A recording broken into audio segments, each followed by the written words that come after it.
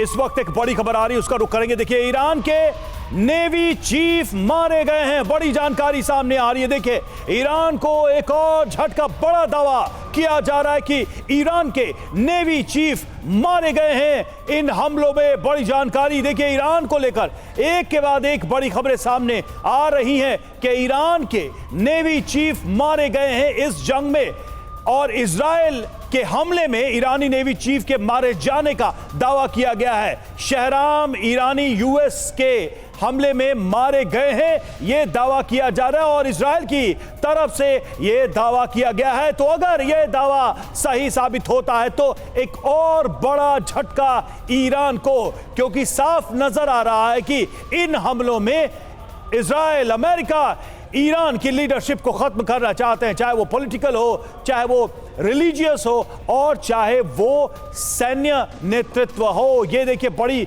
खबर सामने आ रही है। गिरीश सर, कितना यकीन करने लायक है, क्योंकि एग्जाम्पल तो वो सेट करते ही जा रहे हैं खामनेई को एलिमिनेट करने के साथ ही, कि टॉप लीडरशिप चाहे वो कहीं भी हो, हम उसे खत्म कर देंगे।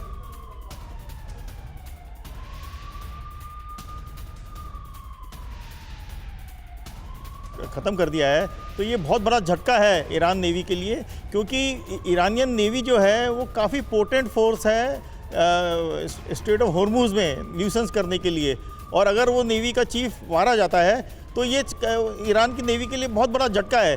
लेकिन एक चीज़ याद रखिएगा, ईरान में नेवी के दो प्रकार हैं। एक है ईरानियन नेवी, जो ईरान की कन्वेंशनल नेवी है, और एक है IRGC की नेवी, जो ये अटैक, सुसाइड अटैक्स वगैरह करती है।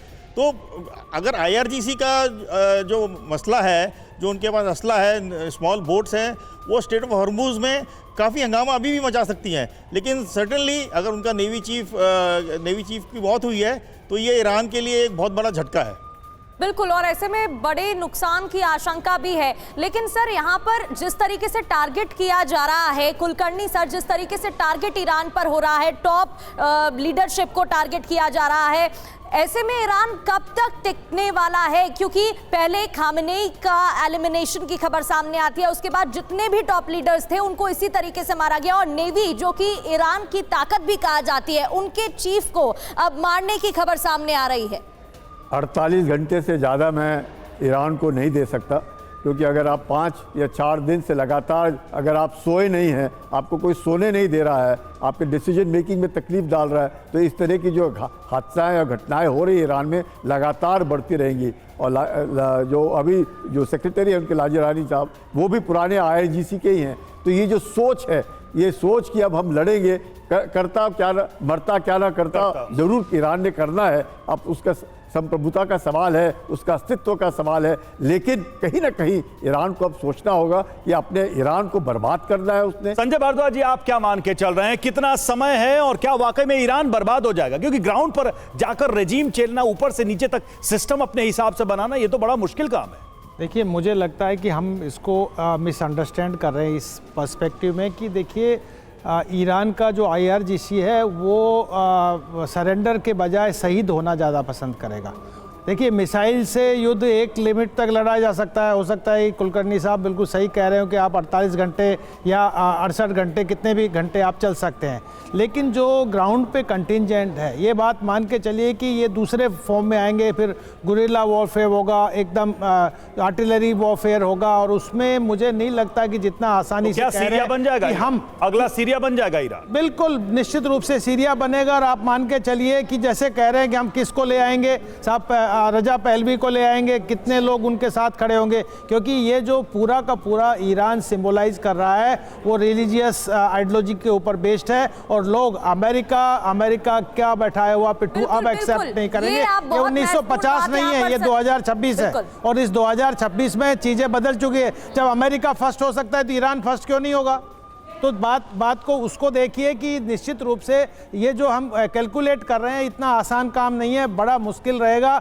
11 देश लड़ रहे हैं, फिर भी ईरान अभी तक सस्टेन कर रहा है, आगे भी सस्टेन करेगा। उनके प्रॉक्सीज, आप हमास को खत्म नहीं कर पाए, आप हिजबुल्लाह को खत्म नहीं कर पाए, आप हुती को खत्म नहीं कर पाए। हालात सीरिया वाले हो जाएंगे, ये बड़ा सवाल यहाँ पर खड़ा होता है। लौटूंगी आपके पास, अमेरिका का पिट्ठू बैठेगा क्या, ये जो आपने बात कही इस पर हम और डीपली चर्चा करेंगे। लेकिन ऋतुकांत ओझा जी कुछ ऐड करना चाह रहे हैं। जिस तरीके से दुबई में भी हमले हो रहे हैं ओझा जी, जिस तरीके से वहां पर भी निशाना बनाया जा रहा है, मुश्किल तो वहां बढ़ ही रही है। लेकिन ये भी खबर है कि रिफाइनरी को भी टारगेट किया जा रहा है, यानी कि ईरान स्ट्रैटेजिकली हमले कर रहा है।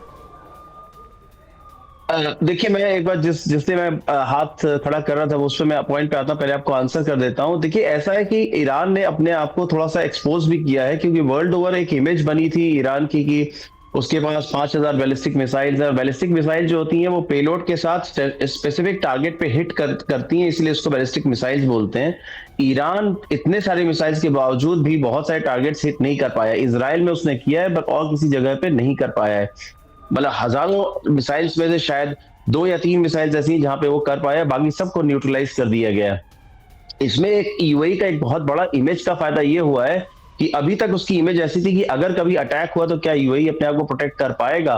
तो एक बहुत बड़ा कॉन्फिडेंस हम लोगों को जो एक्सपर्ट यहाँ रह रहे हैं वो ये आया है कि यूएई कर सकता है इतना बड़े मिसाइल्स के अटैक को और इतने सारे ड्रोन्स के अटैक को। और ईरान के ड्रोन्स वर्ल्ड क्लास हैं, तो उसको न्यूट्रलाइज कर देना बहुत बड़ी बात है। ऐसे कंक्लूड कर लेना क्या जल्दी नहीं है ये?